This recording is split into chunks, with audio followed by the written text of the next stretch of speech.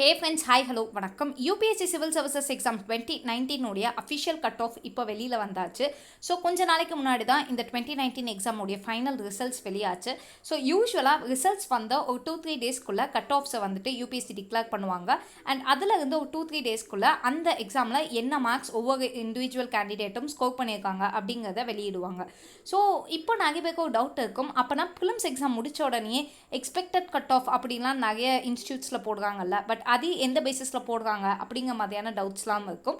So generally அது எல்லாமே expected cut off தான், விச் மீன்ஸ் லாஸ்ட் இயர் என்ன மாதிரி கொஷின் பேப்பர் இருந்தது, இந்த இயர் எப்படி கொஷின் பேப்பர் இருக்குது, அதோடைய டஃப்னஸ் லெவல் எப்படி இருக்குது, அண்ட் அவங்க குட்டிஸியாக சர்வே எடுப்பாங்க. ஸோ அவங்கள்ட்ட படித்த பசங்க ப்ளஸ் மற்ற எல்லாரையுமே உங்களுக்கு எக்ஸாம் எப்படி இருந்தது, how was the difficulty level, எந்த பார்ட் ஈஸியாக இருந்தது, எந்த பார்ட் கஷ்டமாக இருந்தது, இந்த மாதிரி குட்டியாக சர்வே எடுத்துகிட்டு மேபி இது கட் ஆஃபாக இருக்கலாம் அப்படின்னு சொல்லுவாங்க. பட் என்ன ஆகும் ஜென்ரலி அப்படின்னா, அந்த கட் ஆஃபை பார்த்துட்டு இஃப் அட் ஆல் அவங்க அந்த கட் ஆஃபை கிளியர் பண்ணல அப்படின்னாலே நிறைய பசங்க மெயின்ஸ்க்காக படிக்க மாட்டாங்க. But at the end of the day அவங்க கிளியர் பண்ணியிருப்பாங்க. பட் எது எக்ஸாக்டான கட் ஆஃபாக இருந்தது, எதனால அவங்க ப்ரிலிம்ஸ் கிளியர் பண்ணாங்க அப்படிங்கிற விஷயம் நிறைய பேருக்கு தெரிஞ்சிருக்காது. ஸோ அது எல்லாமே ஒரு பர்சனுக்கு எப்போ தெரியும் அப்படின்னா, அந்த இயர் அந்த எக்ஸாம் முடிஞ்சதுக்கப்புறமா ஃபைனல் ரிசல்ட் வந்ததுக்கப்புறமா யூபிஎஸ்சி சைட்லேருந்து இதுதான் அஃபிஷியல் கட் ஆஃப் அப்படின்னு சொல்லும் போது தான் தெரியும். அண்ட் இந்த கட் ஆஃப் அப்படிங்கிறது இது ஒரு கான்க்ரீட்டான ஒரு வேல்யூ கிடையாது. லைக் நமக்கு வந்து இந்த கட் ஆஃப் எடுத்தால் இப்போதும் ஸோ நெக்ஸ்ட் இயருக்கும் இதே கட் ஆஃப் தான் இருக்கும் அப்படின்லாம் கிடையாது. ஒவ்வொரு வருஷமும் கட் ஆஃப் அப்படிங்கிறது டிஃபர் ஆகும். பிகாஸ் இது ஒரு competitive exam. So next year இதோட கட் ஆஃப் கூடலாம் குறையலாம். பட் ஜென்ரலி கட் ஆஃப் எங்கே இருக்குது, என்ன ட்ரெண்டில் இருக்குது அப்படிங்கிறத நமக்கு தெரியறதுனால நமக்கு ஓகே எந்த பேட்டர்னில் இது போயிட்டுருக்கு அப்படிங்கிறத தெரிஞ்சுக்கலாம். ஸோ இதெல்லாம் தான் பேசிக்காக உங்களுக்கு கட் ஆஃப் பற்றி தெரிய வேண்டிய விஷயங்கள். ஸோ பிகினர்ஸ்க்கு டெஃபினட்டாக இந்த மாதிரியான இன்ஃபர்மேஷன்ஸ் கொஞ்சம் வித்தியாசமாக யூஸ்ஃபுல்லாக இருந்திருக்கும் அப்படிங்கிறதுனால தான் நான் அதை சொன்னேன். அண்ட் இப்போ நம்ம கட் ஆஃப்குள்ளே போயிடலாம். ஸோ கட் ஆஃபை பொறுத்த வரைக்கும் ப்ரிலிம்ஸ், மெயின்ஸ், இன்டர்வியூ இந்த மூணுக்கான கட் ஆஃபை தான் நம்ம பார்க்க போகிறோம். ஸோ இன்டர்வியூன்னு ஸ்பெசிஃபிக்கலாக கட் ஆஃப் கிடையாது. உங்களுக்கு ஆல்ரெடி தெரிஞ்ச மாதிரி மெயின்ஸ் ரிட்டர்ன் எக்ஸாமும் மெயின்ஸ் பர்சனாலிட்டி டெஸ்ட்டும் ரெண்டுத்துக்கும் சேர்த்து ஃபைனலாக என்ன மார்க் கட் ஆஃபாக இருந்துச்சு அப்படிங்கிறத தான் டிஸ்க்ளோஸ் பண்ணுவாங்க. ஸோ இப்போ நீங்கள் பார்த்துட்டு இருக்கிறது அந்த ஒரு cut off declaration from UPSC side தான். ஸோ லாஸ்ட் இயர் பார்த்தீங்க அப்படின்னா ப்ரிலிமினரி எக்ஸாமினேஷனுக்கு 98 அப்படிங்கிறதா கட் ஆஃபாக இருந்தது. சரி, 98. அப்போ இதுக்கு முன்னாடி இயர்ஸ்லாம் எப்படி இருந்தது அப்படின்னு யோசிச்சிங்கன்னா 2018லையும் 98 தான் எக்ஸாக்டாக இருந்தது. ஸோ நானுமே ஒரு செகண்ட் ஒருவேளை லாஸ்ட் இயர் தான் நம்ம பார்த்துட்டு இருக்கோமோ அப்படின்னு யோசித்தேன். அப்புறம் தான் கொஞ்சம் தெளிவாக பார்த்தா தான் தெரிஞ்சிச்சு. ஸோ ஃபர்ஸ்ட் மார்க் அந்த ஜென்ரல் கேட்டகரிக்கு மட்டும்தான் 98 அப்படிங்கிறது அப்படியே ஸ்டாக்னண்ட்டாக இருக்குது. மற்ற எல்லாமே கொஞ்சம் மாறி தான் இருக்குது. ஸோ 98 அப்படிங்கிறது லாஸ்ட் 2 இயர்ஸாக இதுதான் ட்ரெண்டில் இருக்குது. விச் மீன்ஸ் நெக்ஸ்ட் 2020க்கும் 98 தான் இருக்குமா அப்படின்னா அவசியம் கிடையாது. கூடலாம் ஆல்ஸ் இன்னும் கூட கம்மியாகலாம். But there is no concrete value இவ்வளோ இருந்தால் தான் உண்டு அப்படின்னா கிடையவே கிடையாது. அண்ட் இந்த இடத்துல ஒரு பாயிண்ட் நான் உங்களுக்கு சொல்லணும்னு நினைக்கிறேன். என்னென்னா, இப்போ நிறைய பேர் இந்த ப்ரிலிம்ஸ்க்காக ப்ரிப்பேர் பண்ணும்போது எந்த ஒரு ப்ரிலிம்ஸ்க்குமே நம்ம படித்தது பத்தாது அப்படிங்கிற மாதிரி நிறைய பேருக்கு ஒரு தாட் இருக்கும். அண்ட் நிறைய பேர் சொல்லிடுவாங்க, நீ என்ன ஒரு 100 கூட இருக்கிறது இல்லையா, அப்படின்னா நீ கிளியரே பண்ண மாட்டப்பா அப்படிலாம் நிறைய பேர் சொல்ல தான் செய்வாங்க. பட் அது எதையுமே நீங்கள் ரொம்ப மைண்டில் போட்டுக்க வேணாம். பிகாஸ் இட்ஸ் அல்டிமேட்லி நீங்கள் அந்த எக்ஸாம் டேயில் நீங்கள் என்ன மார்க் எடுக்கிறீங்க அப்படிங்கிறதா விஷயம். ஸோ அந்த எக்ஸாமில் ஜஸ்ட் ஒரு 98 எடுத்திருந்தாலே நீங்கள் கிளியர் பண்ணிப்பீங்க. 98 அப்படிங்கிறது இப்போ நீங்கள் 200 மார்க்ஸுக்கு எக்ஸாம் எழுத போகிறீங்க, அதுக்கு 100ங்கிறதே 50% தான். அதை விடையும் மைனஸ் ஒரு 2 மார்க்ஸ். அதாவது நீங்கள் கரெக்டாக எக்ஸாக்டாக 49 கொஸ்டின் நமக்கு மட்டும் கரெக்டான ஆன்சர்ஸ் எழுதியிருந்தீங்கனாலே லாஸ்ட் இயர் நீங்கள் வந்துட்டு கிளியர் பண்ணியிருந்துருக்கலாம். ஸோ இதுதான் கான்க்ரீட்டான விஷயங்கள். அதுக்காக இது ரொம்ப ஈஸி அப்படின்னு நான் டெஃபினட்டாக சொல்ல வரல. இந்த எக்ஸாம் அப்படிங்கிறது it determines multiple aspects and நிறைய விஷயங்கள் நீங்கள் உங்களுக்கு சேர்த்து பண்ணணும். பட் பயத்தோட எக்ஸாமை அணுகாதீங்க அப்படின்னு தான் நான் சொல்கிறேன். ஸோ இந்த எக்ஸாமை நீங்கள் ஓப்பன் மைண்டடாக வச்சு அணுகுங்க. மற்றவங்க என்ன சொன்னாலும் அதை ரொம்ப நீங்கள் மனசில் போட்டுக்க வேணாம். ஓகே, ஒரு சேஃபர் சைடுக்கு 120 or 130 எடுக்கிற அளவுக்கு நீங்கள் ரெடி ஆகிட்டீங்க அப்படின்னாலே then there is high possibility for you to clear the exam. So இது வந்து ப்ரிலிம்ஸோட ஜென்ரல் கேட்டகரிக்கு. லாஸ்ட் இயர்லேருந்து இடபிள்யூஎஸ் கேட்டகரி வந்திருக்குல, ஸோ அதுக்கு 90 கட் ஆஃபாக இருக்குது. ஓபிசி கேட்டகரிக்கு 95.34, எஸ்சிக்கு 82, எஸ்டிக்கு 77.34 அண்ட் நெக்ஸ்ட்டு பிடபிள்யூபிடி கேட்டகரிஸோடைய கட் ஆஃப்ஸ் கொடுத்துருக்காங்க. ஸோ நீங்கள் அதை பார்த்துக்கலாம்.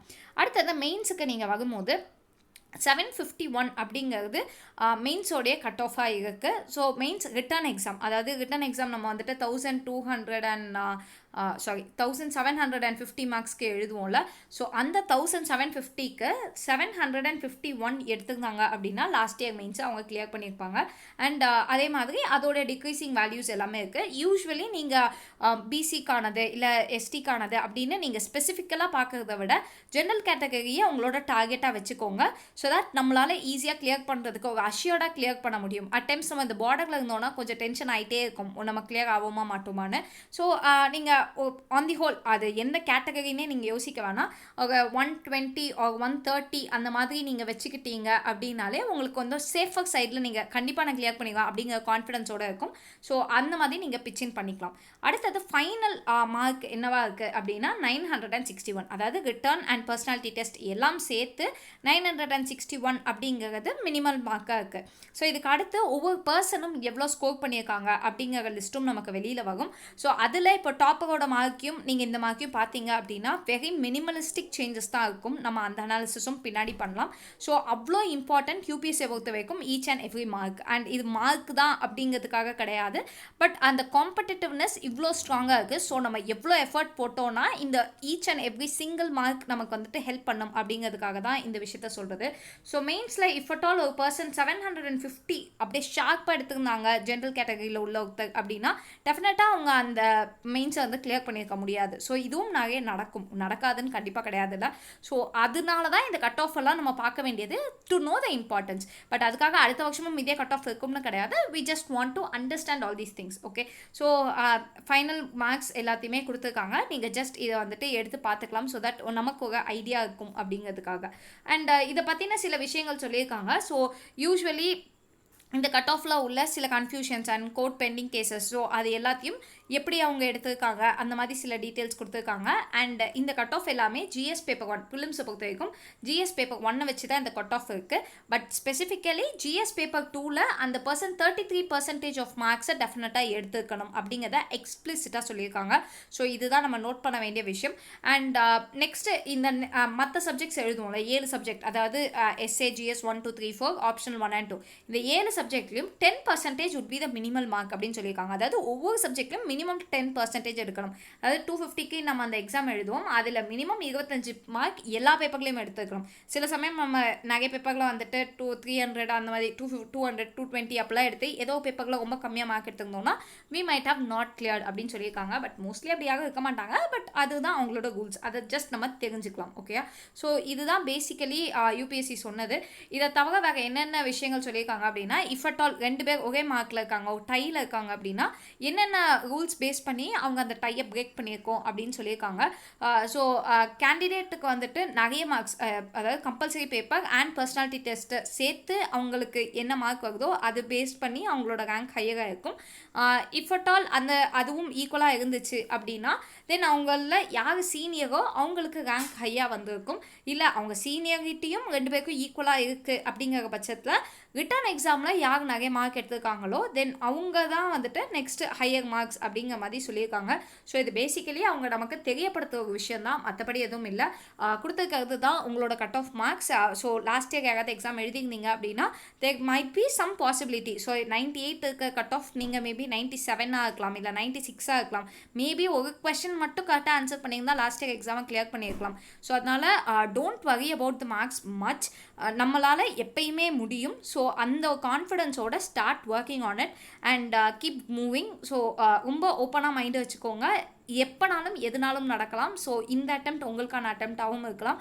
So keep preparing, keep your confidence level so high so that your name would be there in the final list. Okay, all the very best. If you want to say me something, you can always say me in the comments below. And thanks a lot for all your support. Thank you.